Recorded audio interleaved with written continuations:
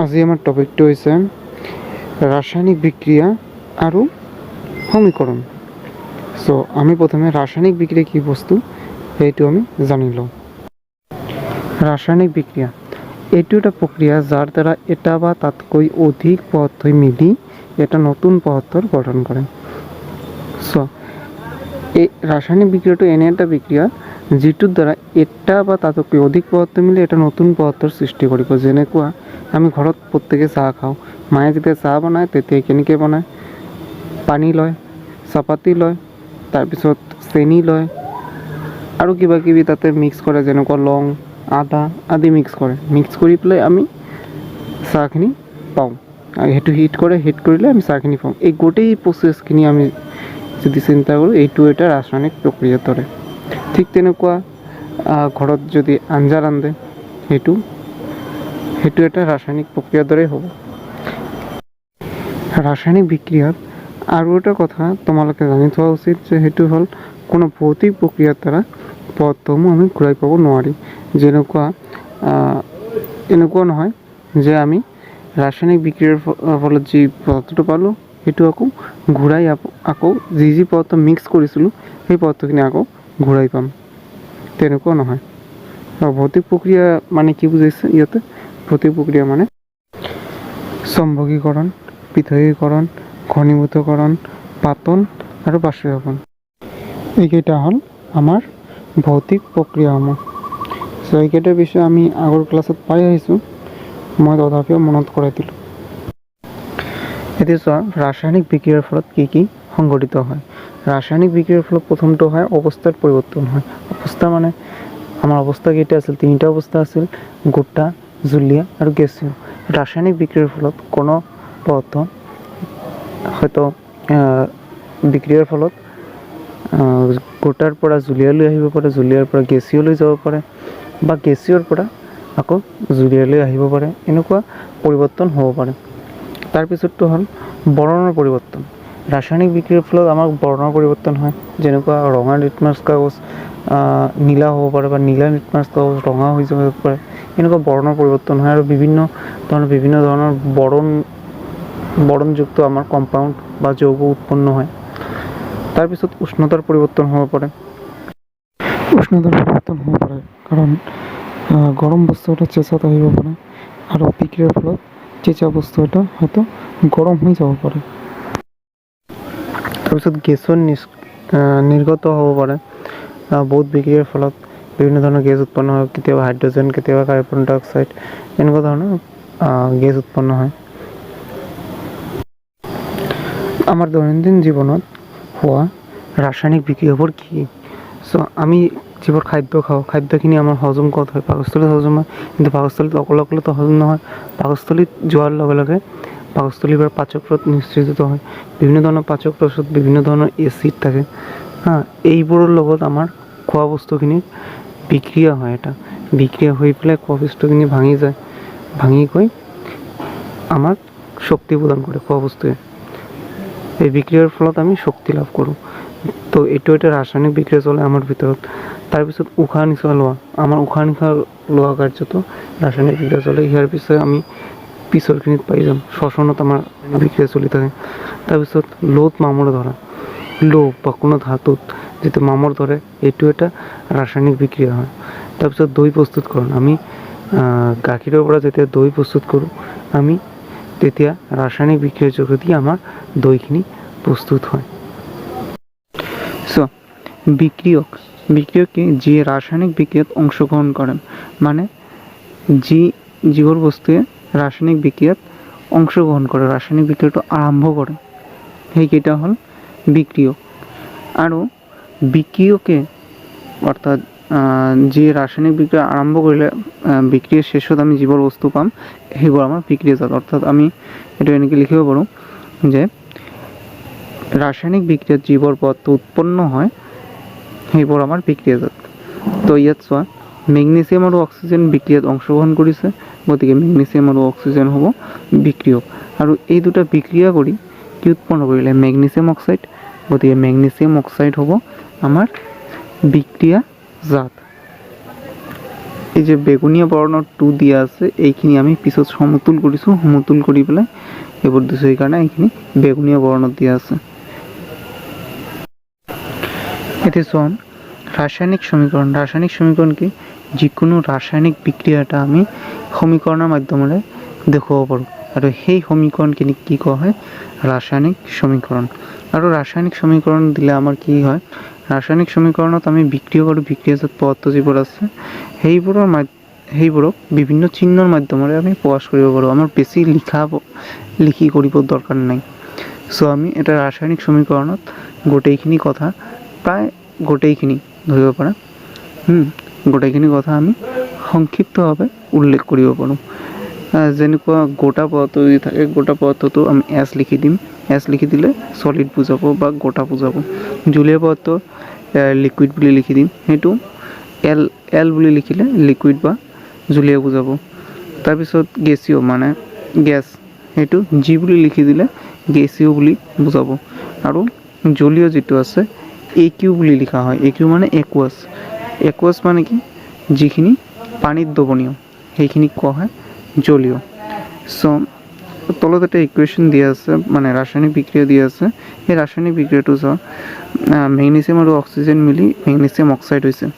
এতিয়া মেগনেছিয়াম এটা অণু আৰু আমাৰ যিটো বিক্ৰিয়াজাতত হৈছে এটা অণু। অক্সিজেন যিটো আছে, অক্সিজেন দুটা অণু আছে, কিন্তু আমাৰ বিক্ৰিয়াজাতত কি হৈছে? এটা হৈছে। গতিকে এইটো সমতুল হোৱা নাই, দুয়োফালে সমান হোৱা নাই। চ' যিবোৰ সমীকৰণ আমাৰ দুয়োফালে সমান নহয়, সেই সমীকৰণবোৰক আমাৰ কি কোৱা হয়? জোকা ৰাসায়নিক সমীকৰণ বুলি কোৱা হয়, বা ইংৰাজীত স্কেটাল কেমিকেল ইকুৱেশ্যন বুলি কোৱা হয়। কেতিয়াবা বিক্ৰিয়া চক্ৰসমূহ যেনে উষ্ণতা, চাপ, অনুঘটক আদি সমীকৰণটোত কাঠ চিহ্নৰ ওপৰত বা তলত উল্লেখ কৰা হয়। যেনেকুৱা তলত এটা উদাহৰণ চোৱা, যে কাৰ্বন মনক্সাইড CO, এইটো হাইড্ৰজেনৰ সৈতে বিক্ৰিয়া কৰিলে CH3OH লৈ ৰূপান্তৰিত হয়। CH3OH লৈ ৰূপান্তৰিত হওঁতে ইয়াৰ চৰ্তটো কি? 340 বায়ুমণ্ডলীয় চাপত এইটোলৈ ৰূপান্তৰিত হ'ব। তো এইটো আমাৰ চৰ্ত আছিল 340 বায়ুমণ্ডলীয় চাপত। এই চৰ্তখিনি আমি কাঠচিনডালৰ ওপৰত আমি ইউজ কৰিম। তেতিয়াহ'লে আমাৰ এইখিনি ইমান ডাঙৰ কথা লিখিব নালাগে, কেৱল আমাৰ বিক্ৰিয়াটো লিখি দি ওপৰত চৰ্তটো লিখি দিলেই হৈ গ'ল। নেক্সট কাৰ্বন ডাই অক্সাইড পানীৰ অণুৰ সৈতে বিক্ৰিয়া কৰি সূৰ্যৰ ৰশ্মিৰ উপস্থিতিত ক্ল'ৰ'ফিলত এইটো বিক্ৰিয়া ঘটে, যাৰ ফলত গ্লুক'জ আৰু অক্সিজেন আৰু পানীৰ উৎপন্ন হয়। এনেকৈ আমি বিক্ৰিয়াসমূহ, বিভিন্ন চৰ্তসমূহ এনেকৈ আমি উপস্থাপন কৰিব পাৰিম। ইমান ডাঙৰ ডাঙৰ লাইন লিখাতকৈ আমি এটা বিক্ৰিয়াতে, এটা সমীকৰণতে আমি এইবোৰ উল্লেখ কৰিব পাৰিম। কেৱল চৰ্তসমূহ যদি এটাতকৈ বেছি থাকে, তেতিয়াহ'লে এবাৰ কাঠচিনডালৰ ওপৰত ইউজ কৰিম, এবাৰ কাঠচিনডালত তলত ইউজ কৰিম চৰ্তসমূহ। ঠিক আছে। এতিয়া ৰাসায়নিক বিক্ৰিয়া কিয় সন্তুলিত কৰিব লাগে? ৰাসায়নিক বিক্ৰিয়া কিয় সন্তুলিত কৰিব লাগে? তাৰ কাৰণে ভৰ নিত্যতা বিধিটো আমাৰ বুজিব লাগিব। ভৰ নিত্যতা বিধিত কি কৈছে? ৰাসায়নিক বিক্ৰিয়াটোত ভৰৰ সৃষ্টি বা বিনাশ হ'ব নোৱাৰে।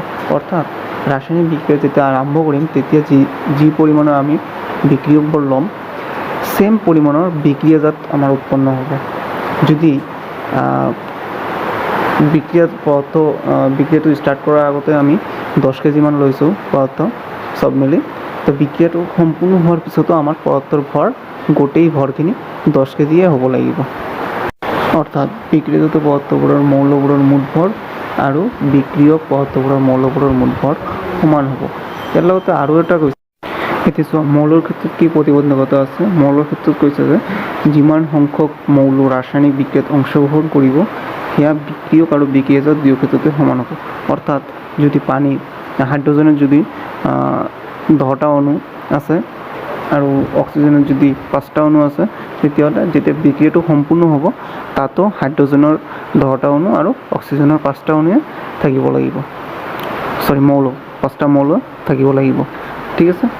এইটো আছে আমাৰ প্ৰতিবন্ধকতা। সেইকাৰণে আমি বিক্ৰিয়া এটা আমি সমতুল কৰাৰ প্ৰয়োজন হয়। মৌল সংখ্যা যাতে সমতুল কৰা হয়, আৰু মৌল সংখ্যা সমতুল হ'লে আমাৰ ভৰ আমি সমতুল পাই যাম। সেইকাৰণে আমাৰ ৰাসায়নিক বিক্ৰিয়াটা সন্তুলিত কৰিব লাগে। এতিয়া ৰাসায়নিক বিক্ৰিয়াৰ প্ৰকাৰ লৈ, ৰাসায়নিক বিক্ৰিয়া কি প্ৰকাৰৰ হয়? ৰাসায়নিক বিক্ৰিয়া সংযোজন বিক্ৰিয়া, তাৰপিছত বিয়োজন বিক্ৰিয়া, অপসাৰণ বা প্ৰতিস্থাপন বিক্ৰিয়া আৰু দ্বি অপসাৰণ বিক্ৰিয়া, এই 4 প্ৰকাৰে পাওঁ। কিন্তু সংযোজন বিক্ৰিয়াৰ অন্তৰ্গত তাপবৰ্জী বিক্ৰিয়া হয়। আৰু এটা বিক্ৰিয়া আছে তাপগ্ৰাহী। সেই তাপগ্ৰাহী বিক্ৰিয়াবোৰ বিয়োজন বিক্ৰিয়া যিবোৰ বিক্ৰিয়া আছে, গোটেই বিয়োজন বিক্ৰিয়াকে বুজায়। বিয়োজন বিক্ৰিয়াত আমাৰ তিনিটা ভাগ আছে: তাপীয় বিয়োজন, আৰু বৈদ্যুতিক বিয়োজন, পোহৰ শক্তিৰ বিয়োজন। তো এইবোৰ আমি ডিটেইলছ নেক্সট পেজত অধ্যয়ন কৰিম। সংযোজন বিক্ৰিয়া কি? দুটা বা ততোধিক বিক্রিয়ক পদার্থ, দুটাতকৈ বেছি হ'ব লাগিব বা তাতকৈ বেছি হ'লেও হয়। বিক্রিয়ক পদার্থ হিচাপে কি ল'ব লাগিব? মৌল ল'ব লাগিব, নাইবা কেতিয়াবা যৌগ হৈ এটা বিক্রিয়াজাত পদার্থ উৎপন্ন কৰে। এ এটা মৌল, বি এটা মৌল, এই দুটা যোগ হৈ এটা বিক্রিয়াজাত পদার্থ উৎপন্ন কৰিলে এবি মিলি গোটেইখিনি এটা মৌল, এটা কম্পাউণ্ড হ'ল, এটা যৌগ হ'ল। গতিকে তেনেধৰণৰ বিক্ৰিয়াক আমি কি ক'ম? সংযোজন বিক্ৰিয়া ক'ম। যেনেকুৱা আমি চাহ বনাওঁতে কি কৰোঁ? পানী লওঁ, তাৰপিছত লওঁ, চাহপাত লওঁ আৰু চেনি লওঁ। এইখিনি মিলি আমি শেষত কি পাওঁ? চাহ পাওঁ। চাহটো এটা হৈ গ'ল। আমি লৈছিলোঁ তিনিটামান বস্তু লৈছিলোঁ, মিলি আমি কি পালোঁ? এটা পালোঁ। তেনেকুৱা ধৰণৰ, মানে দুটাতকৈ বেছি পদাৰ্থ লৈ, দুটা বা দুটাতকৈ বেছি পদাৰ্থ লৈ আমি শেষত যদি এটা পদাৰ্থ পাওঁ, তেনেধৰণৰ বিক্ৰিয়া কি হ'ব? সংযোজন বিক্ৰিয়াৰ অন্তৰ্গত। যেনেকুৱা কয়লাত কি হয়? কাৰ্বন আৰু অক্সিজেন মিলি কি হয়? কাৰ্বন ডাই অক্সাইড গেছ উৎপন্ন কৰে। এইটো এটা সংযোজন বিক্ৰিয়া। পানীৰ গঠনত হাইড্ৰজেন আৰু অক্সিজেন মিলি কি হয়? পানী উৎপন্ন কৰে। এইটো এটা সংযোজন বিক্ৰিয়া। মেইনলি আমাৰ দুটা বা তাতকৈ বেছি পদাৰ্থ আমাৰ বিক্ৰিয়কত থাকিব, আৰু বিক্ৰিয়াজাতত মাত্ৰ এটা থাকিব পদাৰ্থ। তেনেকুৱা ধৰণৰ ছিষ্টেম থাকিলে এইটো আমাৰ হ'ব সংযোজন বিক্ৰিয়াৰ অন্তৰ্গত হ'ব। এইটো তাপবৰ্জী বিক্ৰিয়া, যিবোৰ বিক্ৰিয়াত বিক্ৰিয়াজাত পদাৰ্থ উৎপন্ন হোৱাৰ লগতে তাপৰ উদ্ভৱ হয়, সেইবোৰক তাপবৰ্জী ৰাসায়নিক বিক্ৰিয়া বুলি কোৱা হয়। অৰ্থাৎ যিবোৰ বিক্ৰিয়াত বিক্ৰিয়াটো সম্পূৰ্ণ হোৱাৰ লগে লগে তাপৰ উদ্ভৱ হ'ব, আমি এটা তাপ শক্তি পাম, তেতিয়া সেই বিক্ৰিয়াখনে তাপবৰ্জী বিক্ৰিয়া। আমি চমুকৈ ক'বলৈ গ'লে যি বিক্ৰিয়াত আমাৰ তাপ ওলাই আহিব, সেইবোৰ আমাৰ তাপবৰ্জী বিক্ৰিয়া। যেনেকুৱা আমি ঘৰত LPG গেছ জ্বলাওঁ। LPG গেছ জ্বলালে কি পাওঁ? আমি গেছ জ্বলোৱাৰ লগে লগে তাপৰ উদ্ভৱ হয়। সেই তাপেদি আমি ভাত ৰান্ধি খাওঁ বা বেলেগ কিবা কাম কৰোঁ। আৰু LPG দহনটো কেনেকুৱা হয়, মানে প্ৰাকৃতিক গেছৰ দহনটো কেনেকুৱা হয়? প্ৰাকৃতিক গেছত থাকে মিথেন আৰু বায়ুমণ্ডলত আমাৰ অক্সিজেন থাকে। মিথেন আৰু অক্সিজেন যেতিয়া আমাৰ দহন হয়, তেতিয়া CH4 যিটো গেছেছ আছে আৰু অক্সিজেন O2, এইটোৱে গেছেছ। তো দুটা যেতিয়া দহন হ'ব, তেতিয়া বিক্ৰিয়া কৰি কি হ'ব? কাৰ্বন ডাই অক্সাইড গেছ উৎপন্ন কৰিব আৰু লগতে পানী সৃষ্টি কৰিব। তাৰপিছত আমাৰ শ্বসন কাৰ্য যিটো আছে, আমাৰ হজম কৰা প্ৰক্ৰিয়া যিটো আছে, আমি যেতিয়া খোৱা বস্তু খোৱাৰ পিছত পেটত গৈ পাকস্থলীত গৈ আমাৰ হজম কাৰ্যটো সম্পন্ন হয়, তেতিয়া আমাৰ কি প্ৰচেছ চলে? শ্বসন ক্ৰিয়া চলে। আৰু শ্বসনত কি হয়? হজম প্ৰক্ৰিয়াত খাদ্যবস্তু সৰল পদাৰ্থলৈ ভাঙি যায়। মানে প্ৰথমত ডাঙৰ পদাৰ্থ থাকে, যেতিয়া ভাত এটা কিমান ডাঙৰ থাকে, সেইটো আমাৰ পেটৰ ভিতৰত গৈ লাহে লাহে সৰু পাৰ্টলৈ বিভাজিত হৈ যায়। ভাতত কি থাকে? ভাতত থাকে হ'ল কাৰ্বহাইড্ৰেটটো ভাঙি গৈ গ্লুক'জ অণুৰ সৃষ্টি কৰে। এতিয়া সেই গ্লুক'জখিনি ইমান সৰু অণু, সেইটো আকৌ ভাঙি যায়, ভাঙি গৈ পেলাই আৰু সৰু অণু অৰ্থাৎ সৰল অণুলৈ বিভাজিত হৈ যায় আৰু লগতে শক্তিৰ উদ্ভৱ কৰে। তো এই গ্লুক'জ অণুটো কেনেকৈ ভাঙি যায়? গ্লুক'জ আৰু অক্সিজেন, গ্লুক'জ C6H12O6 নহয়, আৰু অক্সিজেন, তাৰপিছত পানী, এইকেইটা আমাৰ বিক্ৰিয়া কৰি কি উৎপন্ন কৰে? কাৰ্বন ডাই অক্সাইড গেছ উৎপন্ন কৰে, পানী উৎপন্ন কৰে আৰু লগতে শক্তি উৎপন্ন কৰে। গতিকে যিহেতু শক্তি উৎপন্ন কৰে এইটো তাপবৰ্জি বিক্ৰিয়া, আৰু সেই শক্তি দি আমি চলন ফিৰণ আমাৰ শৰীৰৰ বাকী কাম কাজবিলাক আমাৰ চলাই থাকোঁ। তাৰপিছত আমাৰ যিবোৰ বনস্পতিজাত দ্ৰব্য আছে সেইবোৰৰ পৰা আমাৰ সাৰৰ যেতিয়া উদ্ভৱ হয়, বনস্পতিজাত মানে আমাৰ গছৰ পাত ঠাত এইবোৰ যিবোৰ আছে এইবোৰ আমি কি কৰোঁ, এঠাইত জমা কৰি পেলাই সাৰৰ উৎপন্ন কৰোঁ। পচন সাৰ বা বেলেগ ধৰণৰ প্ৰাকৃতিক সাৰ এইবোৰ উৎপন্ন হয়। তো এই বিক্ৰিয়াবোৰো তাপবৰ্জি ৰাসায়নিক বিক্ৰিয়াৰ অন্তৰ্গত। এতিয়া চোৱা, এটা বিক্ৰিয়াত যেনেকৈ তাপৰ উদ্ভৱ হয় ঠিক তেনেকুৱা এটা বিক্ৰিয়া তাপৰ শোষণো কৰে। এতিয়া যিবোৰ বিক্ৰিয়াই আমাৰ তাপৰ শোষণ কৰে বা যিবোৰ বিক্ৰিয়াত তাপৰ শোষণ হয় বা তাপৰ প্ৰয়োজন হয় সেইবোৰ বিক্ৰিয়াক আমি কি ক'ম, তাপগ্ৰাহী বিক্ৰিয়া। তাপৰ শোষণ কৰে সেইকাৰণে তাপগ্ৰাহী বিক্ৰিয়া বুলি কোৱা হয়। আৰু এটা কথা, যিবোৰ আমাৰ বিয়োজন বিক্ৰিয়া যিবোৰ আছে গোটেইকেইটা বিক্ৰিয়া আমাৰ তাপগ্ৰাহী বিক্ৰিয়াৰ অন্তৰ্গত। বিয়োজন বিক্ৰিয়া কেইটা আছিল, আমাৰ তিনিটা বিক্ৰিয়া আছিল নহয়, এই তিনিওটা বিক্ৰিয়া আমাৰ তাপগ্ৰাহী বিক্ৰিয়াৰ অন্তৰ্গত। সেইখিনি আমাৰ নেক্সট পেজত চাম। চোৱা, বিয়োজন বিক্ৰিয়া কাক কোৱা হয়, যেতিয়া এটা বিক্ৰিয়ক পদাৰ্থ দুটা বা ততোধিক পদাৰ্থলৈ ভাঙি যায় তেতিয়া সেই বিক্ৰিয়াক বিয়োজন বিক্ৰিয়া বুলি কোৱা হয়। ফৰ এক্সাম্পল, ফেৰাছ ছালফেট যেতিয়া তাপ পালে ফেৰিক অক্সাইড, অক্সিজেন আৰু SO3লৈ ৰূপান্তৰিত হয়। এই তিনিটা ভাগত এইটো ভাঙি যায়। তো এটাৰ পৰা আমাৰ একাধিক যৌগৰ উৎপন্ন হৈছে নহয়, এটাৰ পৰা একাধিক যৌগৰ উৎপন্ন হৈছে। সেইকাৰণে ওপৰটোত কি লিখা আছে, এটা মৌল বা এটা যৌগ, ইয়াক ভাঙি গৈ বি আৰু চি দুটা ভিন্ন ভিন্ন যৌগ বা মৌললৈ ৰূপান্তৰিত হৈছে। তো এটাৰ পৰা ভাঙি গৈ একাধিক দুটা বা ততোধিক পদাৰ্থলৈ ভাঙি যায় তেতিয়া ইয়াক বিয়োজন বুলি কোৱা হয়। বিয়োজন মানেই ভাঙি যোৱা। এতিয়া চোৱা, তাপীয় বিয়োজন কি, যেতিয়া এটা বিয়োজনত তাপ প্ৰয়োগ কৰি ঘটোৱা হয় তেতিয়া তাক তাপীয় বিয়োজন বুলি কোৱা হয়। মানে তাপ প্ৰয়োগ কৰাৰ ফলত যিটো বিয়োজন হ'ল বা তাপ প্ৰয়োগ কৰাৰ ফলত যৌগটো ভাঙি গৈ ভিন্ন ভিন্ন পদাৰ্থলৈ ভাঙি গ'ল তেতিয়াহে সেই বিক্ৰিয়াটোক তাপীয় বিয়োজন কোৱা হয়। উদাহৰণস্বৰূপে চূণশিল এটা যৌগ, চূণশিলক যেতিয়া তাপ দিয়া হয় এইটো পোৰা চূণ আৰু কাৰ্বন ডাই অক্সাইডলৈ ৰূপান্তৰিত হয়। এইটো কি তাপ প্ৰয়োগ কৰাৰ ফলত ৰূপান্তৰিত হ'ল, নহ'লে এইটো চূণশিলে থাকিলে হয়, ভাঙি নগ'ল হয়। তেতিয়াহ'লে তাপ প্ৰয়োগ কৰি আমি ইয়াক ভাঙিছোঁ বা ইয়াক বিয়োজন ঘটাইছোঁ। এই প্ৰক্ৰিয়াটোক আমাক কি কোৱা হ'ব, তাপীয় বিয়োজন বুলি কোৱা হ'ব। কেতিয়াবা বিয়োজন ঘটাবলৈ আমি বৈদ্যুতিক শক্তিৰো সহায় লওঁ। কেতিয়াবা কোনো এটা পদাৰ্থৰ মাজেৰে আমি বৈদ্যুতিক শক্তি পাৰ কৰি দিওঁ যাতে পদাৰ্থখিনি ভাঙি গৈ ভিন্ন ভিন্ন পদাৰ্থত ৰূপান্তৰিত হৈ যায়। ফৰ এক্সাম্পল চাব পাৰা, H2O যিটো আছে বা পানীৰ মাজেদি আমি বৈদ্যুতিক শক্তি প্ৰয়োগ কৰিলে এইটো হাইড্ৰজেন আৰু অক্সিজেনলৈ ৰূপান্তৰিত হ'ব। দুয়োটাই গেছ হৈ যাব। তো বৈদ্যুতিক বিয়োজন বুলিলে কি বুজায়? বৈদ্যুতিক বিয়োজন যেতিয়া এটা বিয়োজন বৈদ্যুতিক শক্তি প্ৰয়োগ কৰি ঘটোৱা হয় তেতিয়া তাক বৈদ্যুতিক বিয়োজন বুলি কোৱা হয়। এইটো এনেদৰে লিখিবা। এতিয়া আকৌ দূৰত কি পাইছোঁ, এটা পাইছোঁ তাপ শক্তিৰ দ্বাৰা বিয়োজন হৈছে আৰু এটা কি পাইছোঁ, বৈদ্যুতিক শক্তিৰ দ্বাৰা বিয়োজন হৈছে। এতিয়া পোহৰ শক্তিৰ দ্বাৰাও আমি বিয়োজন কৰিব পাৰোঁ। পোহৰ শক্তিৰ সহায়ত যিটো বিয়োজন কৰা হয় সেইটো হ'ল পোহৰ শক্তিৰ দ্বাৰা বিয়োজন বা ইংৰাজীত কয় ফটোলাইটিক ডিছ'চিয়েশ্যন। যি কি নহওক, এইটো কেনেকৈ লিখিবা, যেতিয়া এটা বিয়োজন সূৰ্যৰ পোহৰৰ দ্বাৰা হয় তেতিয়া তাক পোহৰ শক্তিৰ বিয়োজন বুলি কোৱা হয়। অৰ্থাৎ সূৰ্যৰ পোহৰৰ উপস্থিতিত যিবোৰ বিয়োজন ঘটোৱা হয় সেইবোৰক পোহৰ শক্তিৰ বিয়োজন বুলি কোৱা হয়।